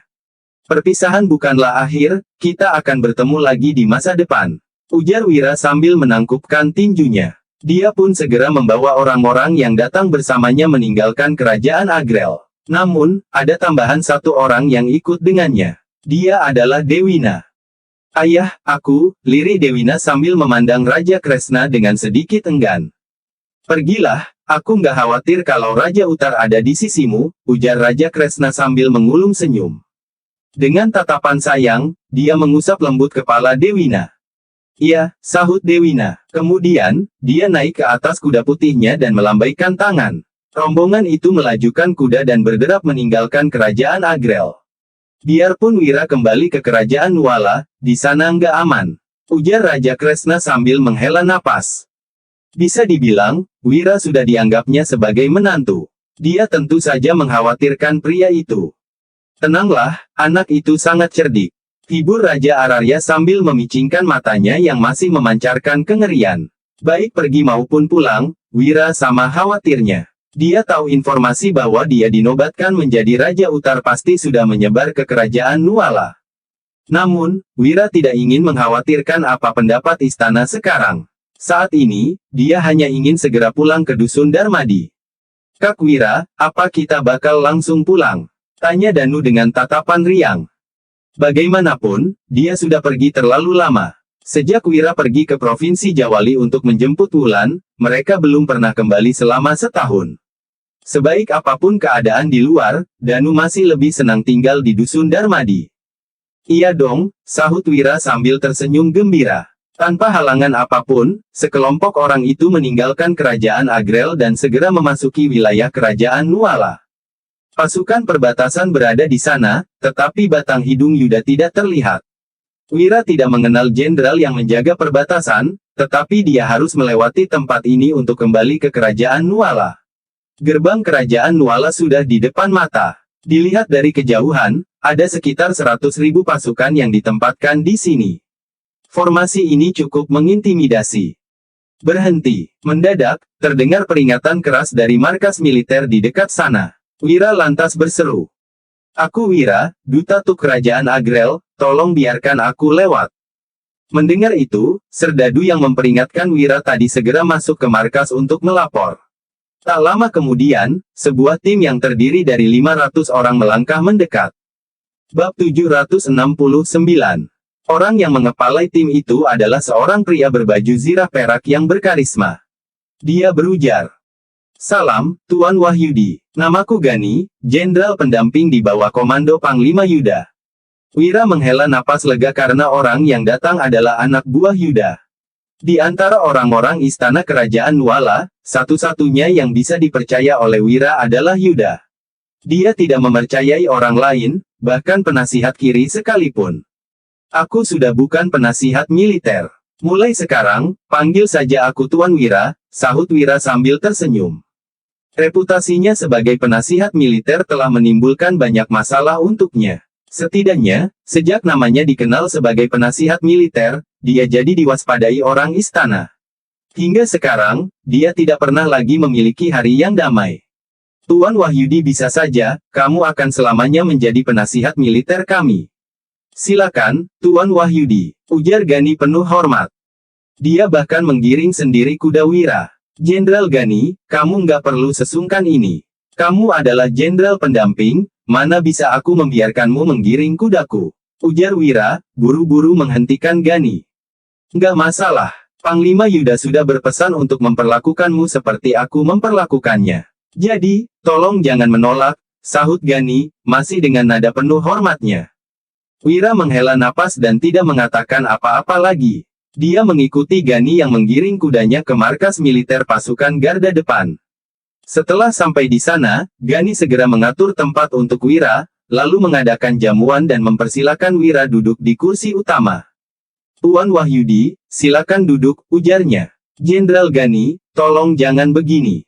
Ini nggak baik, aku sudah lama berhenti menjadi penasihat militer. Bahkan kalau aku masih penasihat militer, aku nggak seharusnya duduk di sini," kata Wira sambil tersenyum. Kemudian, dia duduk di sisi kiri Gani. Melihat ini, Gani pun tidak memaksa dan segera memulai jamuan makan. Sambil menatap Wira, dia bertanya dengan cemas, "Tuan Wahyudi, kamu pasti sangat menderita di kerajaan Agrel, iya?" Gani tahu cukup banyak tentang Wira. "Enggak kok," sahut Wira sambil mengulum senyum. "Tuan Wahyudi, kamu benar-benar ahli strategi. Bahkan setelah pergi ke kerajaan Agrel, kamu berhasil kembali tanpa cedera. Aku kagum," sanjung Gani dengan mata yang memancarkan keterkejutan. Wira hanya mengibaskan tangannya, tidak meneruskan topik itu. Kemudian, dia teringat sesuatu dan buru-buru bertanya, "Ngomong-ngomong, mana Yuda? Apa dia sudah kembali ke ibu kota?" Gani menjawab, "Iya, selama nggak ada perang, Panglima Yuda ditempatkan di ibu kota. Yang Mulia nggak membiarkan Panglima Yuda mengomando pasukan." Wira hanya bisa menghela napas. Raja Bakir benar-benar keras kepala dan penuh curiga. Jika dibandingkan, sebenarnya pria itu tidak jauh berbeda dengan Senia. "Apa boleh buat, kalian, para bawahan harus lebih berhati-hati, jangan sampai membuat masalah bagi Panglima Yuda, mengerti?" ujar Wira tanpa daya. Gani mengangguk sedih. Siapapun akan kecewa saat diperlakukan seperti ini. Hanya jika dibutuhkan, barulah mereka diberi kekuasaan dan pasukan oleh sang raja. Sebaliknya, saat mereka tidak dibutuhkan, mereka disingkirkan jauh-jauh tanpa belas kasihan. Ngomong-ngomong, berhubung Yuda sudah dikirim kembali ke ibu kota, raja pasti nggak membiarkan kalian memimpin pasukan perbatasan, kan? "Siapa yang mengomando 100.000 pasukan ini sekarang?" tanya Wira. "Tebakan Tuan Wahyudi tepat. Kami nggak diizinkan memimpin pasukan secara keseluruhan. Aku cuma bisa membawahi 10.000 pasukan garda depan untuk menjaga benteng pertama. Sisa pasukan dipimpin oleh Adnan si Amangkurat Adiluhung. Dia itu, adik ipar yang mulia, orang yang mewarisi gelar Amangkurat Adiluhung dari pendahulunya," jelas Gani. Ucapan Gani membuat Wira sontak mengernyit. Adik ipar raja, sepertinya orang ini tidak akan membiarkan dirinya memasuki wilayah kerajaan Nuala dengan mudah. Usai memikirkannya sejenak, Gani berkata, "Tuan Wahyudi, kamu bisa melewatiku wilayahku dengan lancar. Tapi, kamu mungkin nggak bisa melewati wilayah Amangkurat Adiluhung dengan begitu mudah." Bab 770. Wira juga terpikir akan hal ini. Hanya saja, dia tetap harus melewati wilayah Amangkurat Adiluhung untuk memasuki kerajaan Nuala. Dia tidak mengenal Amangkurat Adiluhung, tetapi dia merasa pria itu juga tidak akan menyukainya. Jika ingin menghadapi 90.000 pasukan, sepertinya Wira harus menggunakan cara tertentu. Usai jamuan makan, Wira kembali ke tempat yang disiapkan untuknya. Danu, Mandra, dan Biantara duduk di tenda Wira dengan raut cemas. Kak Wira, kita harus bagaimana? Amangkurat Adiluhung kemungkinan nggak akan membiarkan kita lewat, tanya Danu dengan ekspresi khawatir. Wira mengangguk, lalu menjawab. Iya, kemungkinan kita nggak bisa lewat dengan cara biasa. Tapi, nggak ada yang pasti di dunia ini. Mungkin saja dia mau bicara baik-baik denganku. Biantara menarik napas dalam-dalam. Dia tentu juga mengetahui situasi di kerajaan Nuala. Waktu menyelidiki Wira, dia mendapatkan informasi bahwa orang-orang istana tidak senang pada Wira. Bahkan, Raja Bakir pun menaruh curiga padanya. Jadi, jika orang yang harus mereka hadapi adalah saudara ipar sang raja, sepertinya mereka akan mendapat kesulitan. Biantara berujar. Wira, kalau dia nggak membiarkan kita lewat, itu cuma masalah formalitas. Selain itu, dia nggak punya alasan untuk menyerang kita. Dia pasti akan mengulur waktu dan mencari celah. Kita tetap harus meninggalkan wilayah perbatasan secepatnya. Jangan sampai dia mendapatkan kelemahan kita. Pemikiran Biantara selaras dengan Wira. Faktanya, makin lama mereka di sini, masalah akan makin membesar. Mereka harus segera pergi. Namun, hal itu sangatlah sulit dilakukan.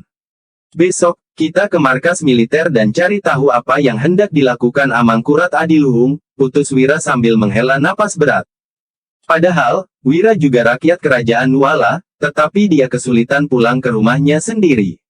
Hal ini membuatnya sedikit frustrasi. Danu, Mandra, dan Biantara sontak mengangguk. Saat ini, hanya ini yang bisa mereka lakukan. Keesokan paginya, Wira diantar Gani ke markas pasukan perbatasan yang sebenarnya untuk bertemu dengan Amangkurat Adiluhung. Mohon tunggu sebentar, aku segera kembali, pinta Gani pada Wira. Dia meminta Wira menunggu di luar, sementara dirinya memasuki markas sendirian. Saat ini, di tenda Mega Amangkurat Adiluhung, terdengar suara gelak tawa, nyanyian, dan orang menari. Ada pula bunyi gelas anggur yang terus disulangkan. Suasana sangat meriah. Mendadak, seorang prajurit melangkah masuk dan buru-buru melapor. Lapor, Jenderal Gani datang berkunjung. Oh, sahut seorang pria seumuran Wira yang duduk di kursi utama. Wajahnya yang memerah tampak sedikit terkejut. Anak buah Yuda itu datang mengunjungiku. Dulu, selain urusan bisnis, aku bahkan nggak bisa memanggilnya ke sini. Tak kusangka dia datang hari ini. Sepertinya matahari sudah terbit dari barat. Suruh dia masuk, ujar Adnan si Amangkurat Adiluhung. Tidak lama kemudian, Gani melangkah masuk. Dia berkata sambil menyerahkan sesuatu. Tuan Adnan, sang duta sudah kembali dari kerajaan Agrel. Ini dokumen pemberitahuannya, silakan dicek. Mendengar ini, Adnan tertegun sejenak, lalu bertanya. Duta apa? Duta kerajaan Agrel, Wira Darmadi, jawab Gani. Adnan berkata dengan alis berkerut, Wira, apa itu Wira yang diberi gelar Raja Utar? Berani sekali dia kembali, cepat tangkap dia. Gani sontak berkata dengan nada kaget. Tuan Adnan, masalah ini belum dikonfirmasi. Kalaupun sang duta nggak diizinkan kembali, istanalah yang berhak menurunkan perintah penangkapan, kita nggak bisa ikut campur. Wajah Gani tampak sangat masam. Dia juga mendengar bahwa Wira diberi gelar Raja Utar oleh kerajaan Agrel. Namun, dia yakin Wira tidak akan berkhianat. Bab 771. Kurang ajar, kamu berani mempertanyakan perintahku. Aku ini Amangkurat Adiluhung, pilar kerajaan Nuala. Wira sudah membelot pada kerajaan Agrel, kenapa aku nggak boleh menangkapnya? Gani, aku tahu Wira sangat dekat dengan Panglima Yuda. Tapi, beraninya kamu membantahku. Apa kamu ingin melanggar perintah militer? Seru Adnan marah. Gani memasang raut muram, lalu menggertakkan gigi dan berkata, Tuan Adnan, aku belum menerima perintah istana mengenai masalah ini, jadi aku nggak bisa bertindak. Dia tahu bahwa Adnan tidak menyukainya. Akan tetapi, jika itu demi Wira, dia berani menantang Adnan. Oke, kalau kamu nggak mau turun tangan, biar aku yang menangkapnya. Prajurit, tangkap Wira, seru Adnan.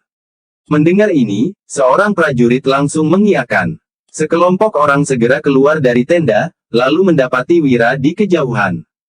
"Kamukah yang bernama Wira? Semuanya, tangkap dia dan bawa masuk," seru prajurit tadi dengan dingin seraya mengarahkan pedangnya ke arah Wira. Ekspresi Wira seketika berubah masam. Dia sudah menebak Amangkurat Adiluhung akan memperlakukannya dengan dingin. Namun, dia tidak menyangka akan ditangkap segera setelah dia datang. "Orang itu benar-benar sombong. Kalian nggak berhak menangkapku," ujar Wira dengan ekspresi dingin. Saat ini, Danu sudah maju sambil menggenggam pedang Treksa.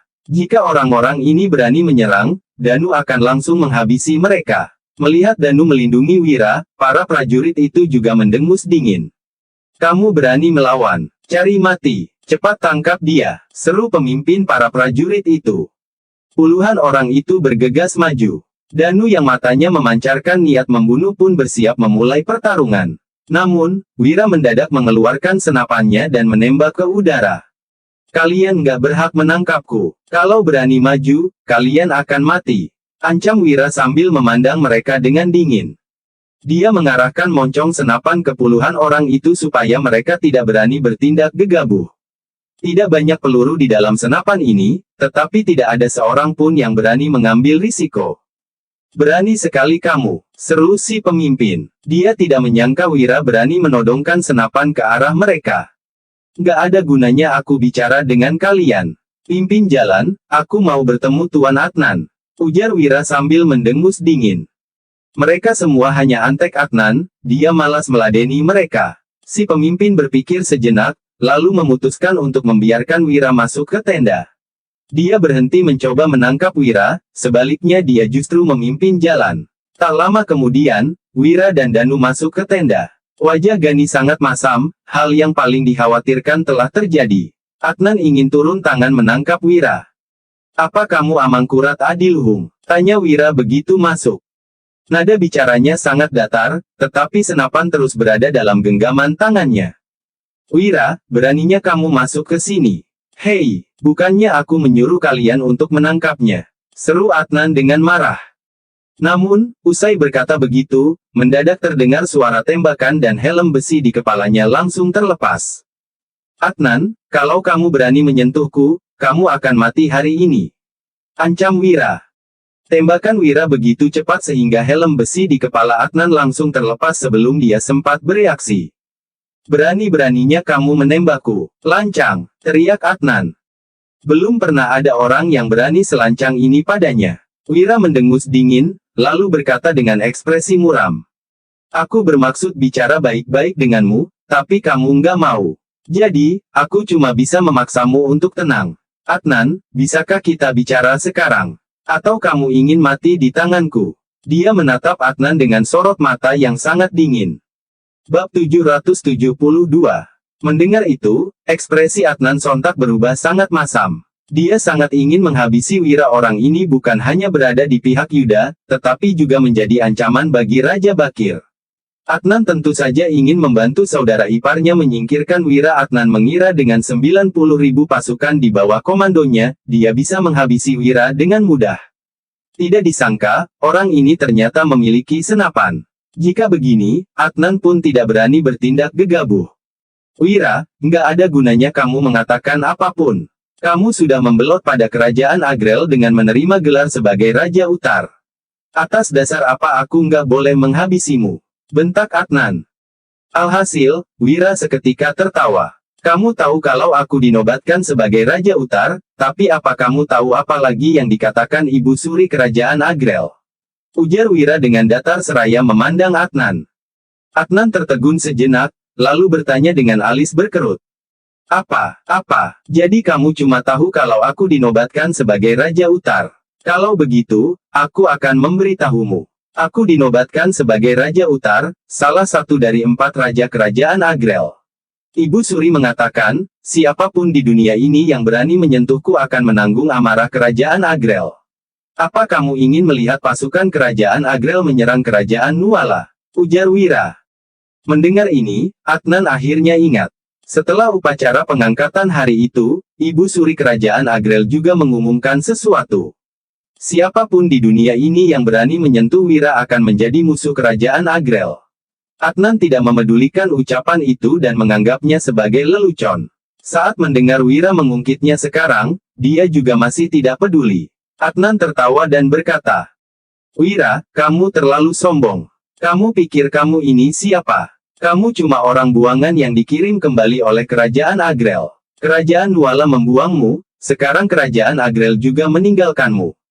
Mereka malas turun tangan membunuhmu, jadi mereka memberimu status ini dan menyuruhmu kembali ke kerajaan Nuala supaya orang-orang kerajaan Nuala yang membunuhmu. Mereka nggak akan peduli dengan nasibmu," tambah Adnan.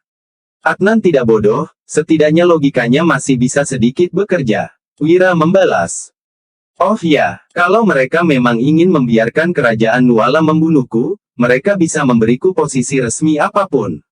Tapi, kenapa mereka malah menobatkanku sebagai raja dengan gelar kehormatan khusus?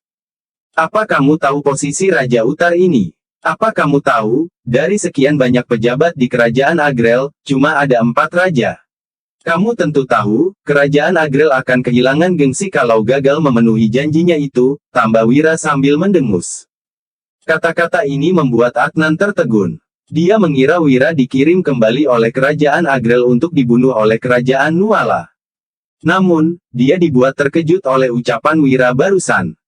Benar juga, jika kerajaan Agrel hendak membiarkan kerajaan Nuala membunuh Wira, mereka tidak mungkin memberinya gelar Raja Utar. Asal tahu saja, Raja Kerajaan Agrel mewakili separuh martabat kerajaan Agrel. Selain itu, kata-kata ini memang diucapkan oleh Ibu Suri Kerajaan Agrel. Jika mereka benar-benar ingin Wira mati, mengapa mereka harus mengatakan kata-kata seperti itu? Bukankah itu hanya akan mempermalukan mereka sendiri? Kalau begitu, setelah memikirkannya sejenak, Adnan pun tercenung.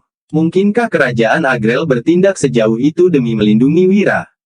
"Adnan, kamu bisa membunuhku, tapi kamu juga bakal mati. Begitu kerajaan Agrel menyerang, nasibmu akan berakhir sama sepertiku. Kamu kira kerajaan Nuala akan memilih berperang melawan kerajaan Agrel karena kamu seorang? Enggak, kamu pasti akan diserahkan pada kerajaan Agrel," ujar Wira dengan datar.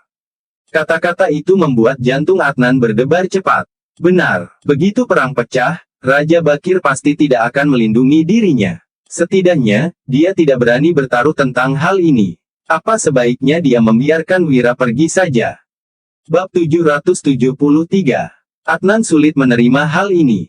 Namun, Wira melanjutkan. "Adnan, aku tahu apa yang kamu pikirkan. Kamu merasa bahwa Raja Bakir nggak suka padaku, jadi kamu ingin menyingkirkanku untuknya. Tapi, apakah aku benar-benar terisolasi di istana? Faksi penasihat kiri selalu mendukungku, begitu juga dengan Yuda. Kalaupun kamu membunuhku dan kerajaan Nuala memilih berperang melawan kerajaan Agrel, faksi penasihat kiri mungkin akan membalas dendam padamu nantinya." Setelah Wira mengucapkan kata-kata ini, Adnan duduk dengan tegas di tempatnya dan langsung menyerah atas rencananya. Bagaimanapun, faksi penasihat kanan tidak bisa bermain-main dengan kekuatan sendiri. Meskipun Raja Bakir membenci Wira, dia masih ditekan oleh faksi penasihat kiri. Apabila suatu saat nanti, faksi penasihat kiri menjadi lebih dominan di istana, mereka pasti akan membalas dendam terhadap Adnan karena telah membunuh Wira, terutama Yuda. Begitu perang pecah, dia adalah panglimanya, sementara Adnan hanya seorang wakil jenderal. Pada saat itu, hidup dan mati Adnan akan sepenuhnya berada dalam genggaman Yuda. Memikirkan hal tersebut, Adnan seketika merasa tak berdaya. Dia melambaikan tangannya sambil berkata, "Wira, pergilah." Setelah mendengar kata-kata tersebut, Wira pun tersenyum. Saat meninggalkan markas ini, meskipun semuanya baik-baik saja, Wira tahu bahwa perjalanan ini tidak akan mudah. Itu sebabnya, dia lebih memilih untuk melewati jalan pintas daripada jalan umum. Sepanjang perjalanan, Wira berbicara pelan kepada Danu dan Mandra, lalu mereka pun mulai menyiapkan segalanya. Wira bukanlah tipe orang yang mudah dibantai. Itu sebabnya, tidak ada yang berani menyerangnya secara terang-terangan, tetapi, situasinya berbeda jika berada dalam kegelapan. Setelah matahari terbenam, di dalam hutan bambu, Wira dan beberapa orang lainnya tengah berkumpul di sekitar api unggun. Mereka sedang memanggang seekor kelinci liar yang baru saja ditangkap. Aroma yang lezat terus-menerus menyebar. Dewina tak kuasa menghirup aroma tersebut dan berkata, "Wah, wangi sekali." Wira mengeluarkan beberapa bumbu dari kantongnya, lalu menaburkannya di atas daging kelinci dan membaliknya. Bagian daging yang diberi bumbu langsung mengeluarkan suara berdesis. Aroma yang lebih harum juga makin menyebar keluar. Sementara itu, Biantara yang melihat adegan ini tak kuasa bertanya dengan kagum. "Kak Wira, apa yang kamu taburkan? Itu terlihat aneh, tapi aromanya begitu harum." Danu dan Mandra tampak tersenyum, tetapi mereka tetap diam. Hanya dengan mencium aroma tersebut saja, mereka sudah merasa lapar. Jika mencicipinya, rasanya pasti akan menjadi sangat enak. "Ini adalah bumbu yang bisa membuat daging kelinci ini menjadi lebih lezat dan empuk," jelas Wira. Dia memotong 2 paha kelinci dan memberikannya kepada Biantara dan Dewina masing-masing satu. Setelah itu, Wira pun berkata, "Coba cicipi dulu." Keduanya menerima daging kelinci itu dan mencium aroma yang menggoda. Setelah menggigit dagingnya, Biantara dan Dewina pun makin ketagihan. "Kak Wira, kamu benar-benar pandai memanggang," puji Biantara. Sementara itu, Danu yang berada di samping berkata sambil tersenyum bangga, "Terakhir kali, Kak Wira mengajak kami untuk mencoba makanan yang disebut hotpot. Rasanya jauh lebih lezat daripada daging kelinci ini." "Hotpot?" tanya Dewina dengan penuh semangat. Dia melihat ke arah Wira dan berkata, "Kak Wira, kamu harus mengajakku makan hotpot lain kali. Aku ingin tahu apa itu." "Baiklah," jawab Wira sambil tersenyum. Mereka semua menikmati makanan sambil mengobrol. Namun, Biantara malah tampak agak khawatir. Dia melihat sekeliling dengan cemas, lalu bertanya pelan, "Kak Wira, apakah mereka benar-benar akan terjebak?" Sebelum Wira bisa menjawab, tiba-tiba terdengar jeritan mengerikan dari arah barat yang diikuti oleh suara gemuruh yang aneh. Danu memakan kelinci dengan penuh semangat. Dia membuang tulangnya, lalu menyingkirkan debu dari tubuhnya dan berkata sambil tersenyum, "Kak Wira, aku akan segera kembali." Setelah mengucapkan itu, Danu bergegas ke arah barat. Dewina yang melihat situasi ini merasa agak cemas. Dia menatap kepergian Danu dengan ekspresi penuh kekhawatiran. Bab 774. Wira masih terus memanggang kelinci liar. Pada saat yang sama, terdengar lagi teriakan mengerikan dari arah lain. Saat ini, Mandra telah menghabiskan daging terakhir dan meneguk segelas anggur. "Kak Wira, aku juga akan segera kembali," ucap Mandra. Setelah itu, dia langsung bergegas menuju sumber suara. Ekspresi kekhawatiran Dewina tampak makin jelas. Bagaimanapun, mereka hanyalah kelompok kecil dengan jumlah sekitar 50 orang. Di dalam wilayah kerajaan Nuala, mereka bukanlah siapa-siapa. Terlebih lagi, Raja Bakir ingin membunuh Wira. Ini benar-benar situasi yang sangat berbahaya bagi Wira. Dewina pun mendekati Wira, lalu menariknya perlahan dan bertanya dengan cemas, "Kak Wira, apakah kita benar-benar aman?" "Jangan khawatir. Situasi seperti ini sudah sering kualami, ini bukanlah masalah besar. Apalagi, aku sudah tahu bahwa akan ada penyergapan. Jadi, aku sengaja memperlambat langkah untuk menjebak mereka dan membiarkan mereka datang membunuhku," jelas Wira dengan santai. Ketika meninggalkan perbatasan, Wira telah meminta Danu dan Mandra untuk bersiap-siap. Bagaimanapun, orang-orang tidak berani membunuhnya secara terang-terangan. Akan tetapi, pasti ada banyak orang yang ingin membunuhnya secara diam-diam. Mungkin lebih baik kalau tinggal di kerajaan Agrel. "Kak Wira, kenapa kita nggak menjemput Kak Wulan dan Kak Dian, lalu pergi ke kerajaan Agrel saja?" Dewina mengusulkan hal ini karena dia sangat mengkhawatirkan keselamatan Wira. Bagaimanapun, orang yang ingin membunuh Wira adalah Raja Kerajaan Nuala. Itu bukanlah hal yang bisa dianggap enteng. Wira berkata sambil tersenyum. "Aku mengerti maksudmu. Pergi ke kerajaan Agrel memang memudahkan segalanya, tapi teman-temanku terjebak di kerajaan Nuala. Kalau aku pergi begitu saja, situasi mereka akan berbahaya. Apalagi, melarikan diri, nggak akan bisa menyelesaikan masalah," jelas Wira. Ucapannya ini membuat Dewina tersenyum getir. Tak lama kemudian, wanita itu berkata, "Aku tahu, aku hanya berbicara apa adanya. Tolong jangan marah." "Aku mengerti, aku juga nggak marah. Hanya saja, kamu adalah putri Raja Kresna yang selalu hidup dalam kemewahan, tapi sekarang kamu akan pergi ke Dusun Darmadi dan menjalani kehidupan rakyat jelata bersamaku.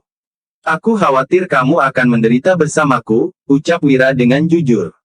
Bagaimanapun, Dusun Darmadi adalah tempat sederhana yang tidak dapat dibandingkan dengan ibu kota kerajaan Agrel. Meskipun nyaman untuk ditinggali, itu hanyalah sebuah dusun kecil. Nggak apa-apa, kalaupun hidup bersamamu sulit, aku tetap bersedia, ucap Dewina sambil tersenyum. Kemudian, dia meringkuk ke dalam pelukan Wira dan merasa sangat bahagia. Aku masih ada di sini, ujar Biantara pada saat itu. Dia tak kuasa berdeham dengan wajah cemberut dan memandang keduanya. Dewina merasa malu seketika, sementara Wira tidak begitu mempermasalahkannya. Sebab, dia memiliki pandangan hidup yang berbeda di dunia ini. Kamu benar-benar enggak peka, keluh Wira sambil tersenyum. Dia berusaha menciptakan suasana yang lebih santai. Biantara menjawab sambil tersenyum, hahaha, maaf, ini memang salahku. Pada saat itu, Danu dan Mandra telah kembali dengan tubuh yang berlumuran darah. Kak Wira, enggak ada yang tersisa, semuanya sudah dibunuh, ucap Danu. Ketika Danu mengucapkan kata-kata tersebut, Biantara agak kaget sehingga bertanya. Nggak ada yang selamat. Danu menggelengkan kepala, sementara Mandra juga mengonfirmasi hal yang sama. Biantara pun tak kuasa bertanya, kenapa kalian nggak menanyakan dulu siapa dalangnya? Nggak perlu ditanya, kita semua sudah tahu siapa yang ingin membunuhku. Jadi, ditanyakan atau enggak, hasilnya akan sama, ucap Wira seraya melambaikan tangannya. Dia tampak sama sekali tidak peduli. Bab 775. Baiklah, setidaknya setelah menyingkirkan mereka, kita nggak akan berada dalam bahaya selama beberapa hari. Tinggal beberapa hari lagi, kita akan tiba di Dusun Darmadi. Setelah kembali ke sana, kita baru akan benar-benar aman, jelas Wira sembari menguap. Semua orang pun beristirahat setelahnya. Keesokan harinya, mereka melanjutkan perjalanan ke tempat yang lebih jauh. Jejak Wira sangat sulit untuk diikuti. Kadangkala, dia akan melewati jalan umum dan terkadang dia akan menggunakan jalan pintas. Dengan kata lain, untuk menemukannya bukanlah sesuatu yang mudah. Saat ini, berita tentang kepulangan Wira telah tersebar luas sehingga banyak orang telah mengetahuinya. Sementara itu, kini Yuda sedang berada di ibu kota kerajaan dan tampak khawatir di kediamannya. Panglima Yuda, apakah Kak Wira dalam bahaya? Apa yang harus kita lakukan? Tanya Dodi yang berada di samping Yuda. Setelah mengikuti Yuda untuk waktu yang lama, Dodi telah menjadi lebih bijaksana, bahkan ada terkesan berwibawa. Dodi, aku tahu kamu mengkhawatirkan Tuan Wahyudi. Aku juga khawatir, tapi kita sudah diminta kembali ke ibu kota kerajaan sehingga sulit untuk bergerak dengan leluasa. Jelas Yuda. Dia merasa sangat frustrasi. Setiap kali ingin membantu Wira, dia selalu menemui kendala. Seperti halnya kunjungan duta ke kerajaan Agrel.